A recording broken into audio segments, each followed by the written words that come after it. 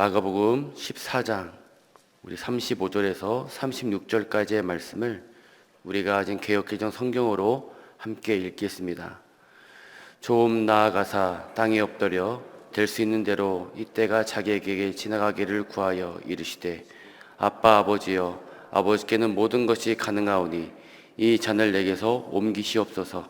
그러나 나의 원대로 마시옵고 아버지의 원대로 하옵소서 하시고. 아멘. 오늘 말씀의 제목을 함께 읽어보겠습니다. 시작. 내 뜻대로 마옵시고 아버지의 뜻대로. 오늘 본문은 십자가를 지시기 전 겟세마네 동산에서 기도하시는 예수님의 마지막 기도입니다. 예수님은 마가의 다락방에서 제자들과 함께 마지막 유월절 식사를 하셨습니다. 유월절 식사는 보통 해가 질 때부터 시작하기 때문에 아마도 늦은 저녁 시간대쯤 식사를 마치셨을 겁니다. 그렇게 식사를 마치고 나신 예수님은 제자들과 함께 겟세마네 동산으로 이동하셨습니다. 마가의 다락방에서 겟세마네 동산까지는 약 1.5km 걸어서 30분 정도면 갈 수 있는 비교적 짧은 거리였습니다. 이 겟세마네 동산은 감람나무인 올리브 나무가 많아서 감람산이라고도 불리우기도 합니다. 이 감람산은 예루살렘 맞은편에 있었기 때문에 예수님이 예루살렘에 오실 때마다 자주 기도하러 오셨던 곳이었습니다.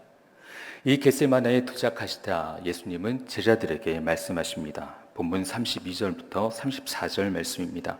우리 함께 읽겠습니다.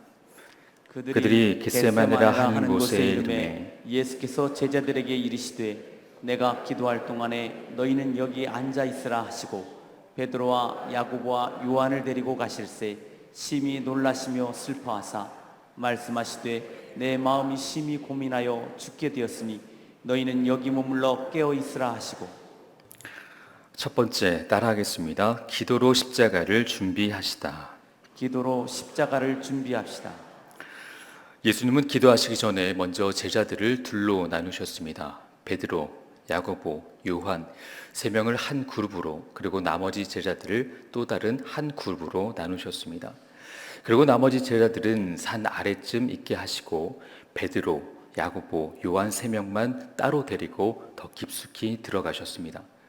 아마도 이들은 이전에 변화산에도 같이 데리고 가셨던 제자들이었기 때문에 아마도 다른 제자들보다 남다른 애정이 있지 않았을까 생각합니다. 아니나 다를까 예수님은 이들에게 자신의 솔직한 심정을 그대로 표현하십니다. 내 마음이 심히 고민하여 죽게 되었다. 예수님은 무슨 이유 때문에 이렇게 고민하며 슬퍼하신 걸까요? 그것은 자신에게 다가오는 십자가 순환 때문이었습니다. 예수님은 제자들에게 십자가를 지실 것과 그리고 십자가에 달려 죽으실 것, 그리고 죽으시고 다시 사흘 만에 부활하실 것에 대해서 이미 다 말씀하셨습니다. 그런데도 이미 다 알고 있는 사실이었음에도 불구하고 세상 죄를 지고 가는 이 십자가의 무게가 그리 만만치 않았던 겁니다. 더군다나 십자가가 그토록 예수님에게 힘겼던 이유는 단지 십자가에서 겪을 육체적인 고통과 수모 때문만이 아니었습니다. 본문 35절과 36절을 함께 읽겠습니다. 조금 나아가사 땅에 엎드려 될 수 있는 대로 이 때가 자기에게서 지나가기를 구하여 이르시되 아빠 아버지여 아버지께는 모든 것이 가능하오니 이 잔을 내게서 옮기시옵소서.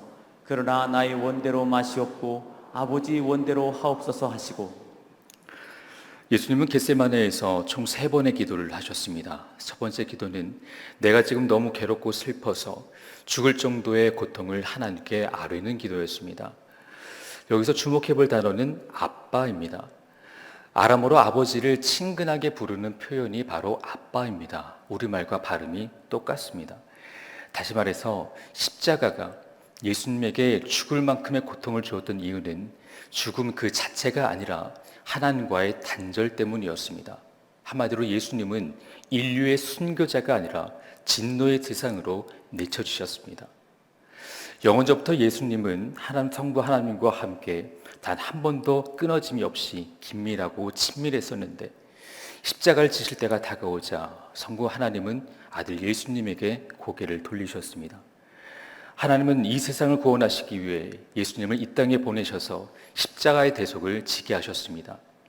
그리고 아버지의 뜻대로 예수님은 그렇게 이 땅에 오셨습니다. 그리고 마침내 때가 되자 인류의 모든 죄를 대신해서 십자가를 지려고 하는데 아버지가 외면하시는 겁니다. 그 아픔이 얼마나 크셨으면 이렇게 말씀하십니다.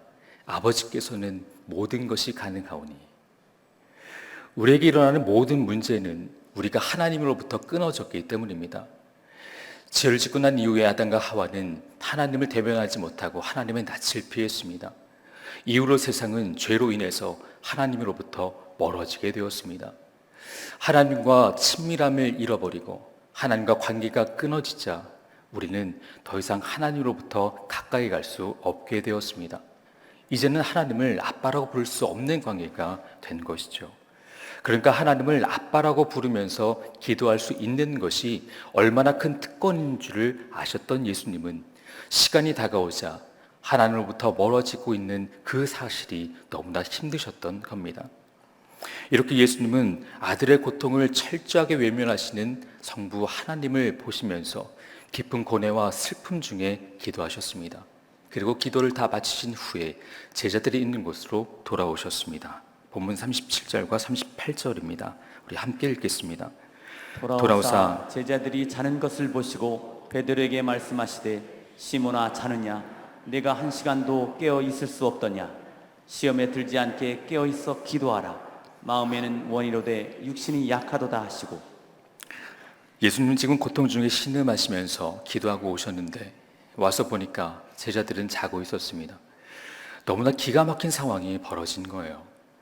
나는 지금 너무 괴로워서 죽게 되었으니 함께 기도하자고 그렇게 부탁했건만 제자들은 기도와 상관없이 잠이 들고 말았습니다. 누가복음 22장 41절 보게 되면 누가는 지금 예수님이 기도하시는 것과 제자들이 잠들어 있는 이곳과의 거리는 불과 돌을 던질 만큼의 가까운 거리였다라고 기록했습니다. 적어도 이 정도면 예수님이 어떻게 기도하시는지를 알 수 있는 거리였습니다. 만일 예수님이 기도하시는 모습을 보고 싶었다면 충분히 볼 수도 있는 지척이었습니다. 그런데도 제자들은 잠이 들었습니다. 어떻게 이런 상황에서 잠이 들 수 있었을까? 이들이 이렇게밖에 할 수 없었던 가장 큰 이유는 다름 아닌 영적인 무지함 때문이었습니다. 12제자 중에서 나름 수제자 그룹이라고 불리웠던 이들은 예수님이 왜 이 땅에 오셨는지를 정확하게 몰랐습니다. 예수님이 대속의 사건을 바로 앞에 두고 처절하게 치열하게 몸부림치며 고통 중에 기도하셨지만 이들에게 십자가는 관심의 대상이 아니었습니다. 그 일은 예수님의 일이고 내 일이 아니니까 십자가는 나에게 아무런 의미가 없는 이벤트에 불과했습니다. 그러니 그렇게도 피곤하시지만 주무시지도 않으시고 깨어서 기도하시는 예수님을 이해할 수 없었고 잔다고 호통치시는 예수님 또한 납득할 수 없었습니다. 이처럼 이들에게 영적 무지함이 이들을 잠들게 했습니다. 예수님과 함께 먹고 자면서 3년을 같이 지냈지만 예수님이 진짜 누구이신지 이들은 몰랐습니다. 이런 이들을 향해 예수님이 말씀하십니다. 본문 40절 말씀입니다. 함께 읽겠습니다. 다시 오사 보신즉 그들이 자니 이는 그들의 눈이 심히 피곤함이라 그들이 예수께 무엇으로 대답할 줄을 알지 못하더라. 자고 있던 제자들 깨우고 예수님은 다시 기도하러 가셨습니다. 그리고 다시 돌아오셨는데 이들은 역시 또 자고 있었습니다. 이들은 여전히 똑같았습니다. 아무리 피곤해도 상황의 심각성을 인지한다면 잠을 잘 수 없습니다. 만약에 내 자녀가 갑작스러운 사고를 당해서 지금 당장 수술실에 들어갔다면 이때 잠을 자는 부모는 없을 겁니다. 제자들에게 있어서 문제는 피곤함이 아니었습니다. 다가올 십자가의 대속이 나와 전혀 상관이 없다라고 여긴 것이 문제였습니다. 이런 이들을 향해 예수님이 말씀하십니다. 38절에 시험이 들지 않게 깨어있어 기도하라. 마음에는 원이로되 육신이 약하도다. 피곤함으로 본다면 예수님이 더 피곤하셨습니다. 한시도 마음 편히 놓을 수 없는 긴장감과 십자가의 무게감이 대단히 컸기 때문입니다. 그런데도 예수님은 한숨도 주무시지 않으시고 깨어서 기도하셨습니다. 왜냐하면 시험에 들지 않기 위해서. 우리가 깨어서 기도하는 이유는 우리가 기도하지 않으면 시험에 들기 때문입니다. 아무리 믿음이 좋아도 우리가 믿음을 잃어버리고 실족하게 되면 한순간에 그 믿음을 잃어버릴 수가 있습니다. 기도해도 넘어지는데 기도하지 않으면 어떻게 될까요? 우리가 기도하는 목적은 마음은 기도하고 싶고 깨어있고 싶지만 우리의 육신이 약하기 때문입니다. 이걸 아셨던 예수님은 기도를 통해서 우리의 육신의 약함을 이기라고 말씀하신 겁니다. 인간적인 생각, 인간적인 탐심, 인간적인 판단과 탐욕들, 그리고 영적인 게으름, 이 모든 것을 이길 수 있는 힘은 바로 기도에 있다는 것을 알려주신 겁니다. 이 자리는 우리 모두 기도함으로 때를 분별할 수 있는 능력과 잠들지 않는 영적인 민감함이 깨어나기를 소원합니다. 두 번째, 따라하겠습니다. 겟세마네 기도. 겟세마네 기도. 본문 39절을 보게 되면 다시 나아가 동일한 말씀으로 기도하시고, 예수님은 잠들고 있었던 이 제자들을 깨우시고 기도하러 가십니다. 그리고 첫 번째와 똑같은 말씀으로 기도하셨습니다. 이 장면을 누가는 좀 더 자세하게 설명합니다. 누가복음 22장 43절과 44절을 함께 읽겠습니다. 천사가 하늘로부터 예수께 나타나 힘을 더하더라. 예수께서 힘쓰고 애써 더욱 간절히 기도하시니 땀이 땅에 떨어지는 핏방울같이 되더라. 천사가 나타나 예수님이 힘을 내서 기도하실 수 있도록 도와주었습니다. 그리고 예수님은 그 힘과 함께 더욱 간절히 기도하셨습니다. 예수님은 이토록 간절하게 그리고 반복해서 드린 기도는 무엇이었습니까? 이 잔을 내게서 옮기시옵소서. 그러나 나의 원대로 마옵시고 아버지의 원대로 하옵소서. 지금 이 기도는 내 뜻을 아버지께 설득하기 위함이 아니라 아버지의 뜻을 받아들이기 위한 자기를 부인하는 기도였습니다. 쉽게 말해서 나는 그렇게 하기가 힘이 들지만 내가 그렇게 할 수 있도록 도와주세요. 뜻을 온전히 받아들일 수 있고 또 아버지의 뜻에 순종하기 위한 기도였습니다. 예수님이 다른 곳이 아닌 이 겟세마네에서 마지막 기도를 하신 데에는 특별한 의미가 있습니다. 이 겟세마네라는 뜻은 기름 짜는 틀, 올리브 기름을 만드는 곳입니다. 올리브 기름을 만들기 위해서는 연자맷돌 같은 곳에 올리브를 넣고 올리브를 다 짓이겨서 그 안에 씨까지 다 으깨질 때까지 짜냅니다. 이렇게 3번을 짜내는데 첫 번째 짜낸 기름을 엑스트라 벌진이라고 해서 가장 품질이 좋은 최상급의 기름입니다. 그래서 그대로 먹기도 하고 샐러드나 야채에 넣기도 합니다. 두 번째로 짜낸 기름은 일반적으로 식용유처럼 요리할 때 사용합니다. 그리고 마지막 3번째 짜낸 기름은 제일 탁하기 때문에 식용이 될 수는 없고 등불이나 공업용으로 사용합니다. 이처럼 겟세마네는 올리브 열매를 다 으깨서 그 진액으로 만들어내는 것입니다. 이걸 영적으로 해석해 본다면 내 안에 육체적인 정욕과 소욕들, 또 내 안의 모든 죄들을 하나님 앞에 낱낱이 아뢰면서 내 자신이 으깨지는 곳이라고 할 수 있습니다.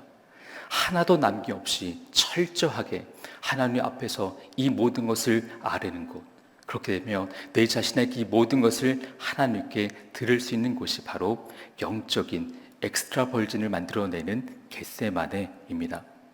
여기서 예수님은 그렇게 기도하셨습니다.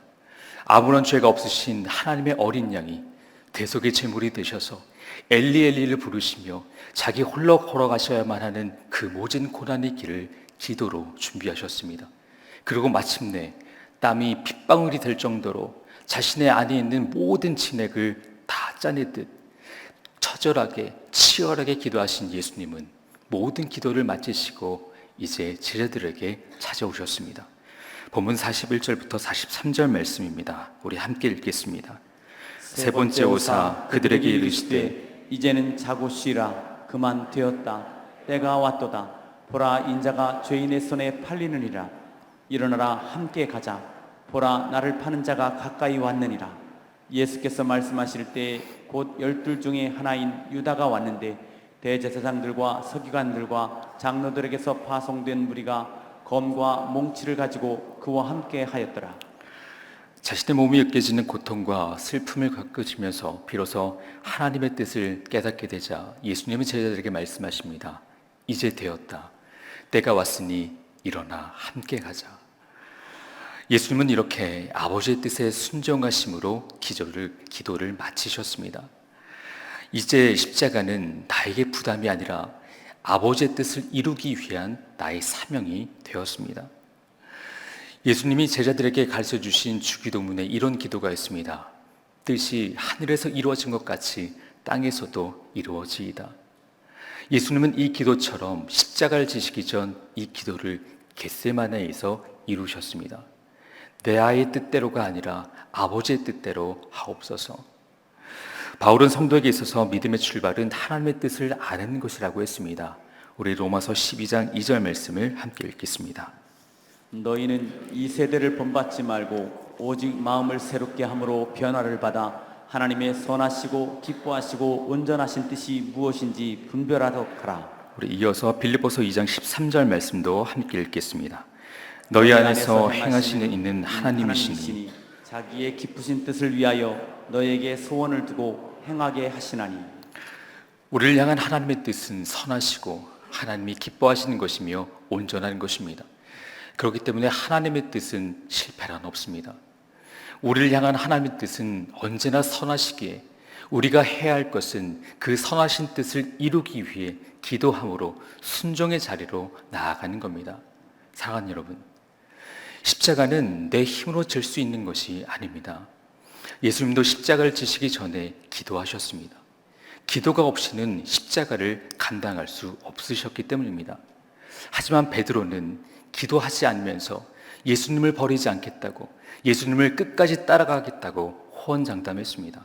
물론 그 말이 진심이었겠지만 기도가 없이 자신의 열정으로 십자가 앞에 서게 되자 베드로는 결국 자신도 무너지고 그의 말도 허풍이 되고 말았습니다. 우리도 마찬가지, 기도하지 않으면 베드로와 같은 사람이 되고 맙니다. 바라기는 예수의 십자가뿐만 아니라 여러분에게 주어진 십자가를 기도로 붙잡을 수 있기를 소원합니다. 그리고 여러분이 십자가를 지고 가다가 너무 힘이 들면 여러분의 겟세마네로 올라가십시오. 거기서 나의 십자가를 넣고 하나님께 부르짖으며 기도할 때 예수님에게 힘을 주셨던 것처럼 여러분에게도 힘을 더하여 주실 줄 믿습니다. 예수님도 자기가 지고 갈 그 십자가가 너무 힘드셨잖아요. 그러나 예수님은 기도로 이겨내셨습니다. 우리도 이겨낼 수 있습니다. 예수님은 세상 끝날까지 우리와 함께 하시겠다고 약속하셨습니다. 그러니 벅차고 힘든 그 십자가를 더는 절망하지 않고 낙심하지 말고 예수님처럼 기도로 이겨낼 수 있기를 축원합니다. 그래서 여러분이 드리는 눈물의 기도가 여러분의 가정을 살릴 것이고, 여러분이 드리는 여러분의 애통하는 기도가 여러분의 자녀들을 살릴 것이며, 여러분이 드리는 간절한 기도가 여러분의 일터와 사업을 살릴 줄 믿습니다. 기도하는 자에게 하늘의 능력이 임합니다. 우리가 기도할 때 성령께서는 우리에게 힘을 더하여 주실 줄 믿습니다. 그래서 눈물로 가야 할 그 길을 주님이 이겨내신 십자가를 바라보며 우리도 함께 주님과 함께 담대히 나아갈 수 있기를 소원합니다. 오늘 하루 여러분이 드리는 겟세마네의 기도를 통해서 무너진 삶의 자리마다 다시 일어서는 놀라운 역사가 일어나길 소원하며 회복시키시고 힘주시는 십자가의 능력이 십자가의 길을 걸어가는 우리 모두에게 함께하기를 간절히 소원합니다. 우리 다 함께 말씀을 생각하며 찬양하고 기도하겠습니다. 갈보리 산 위에 1절과 2절을 부르시겠습니다.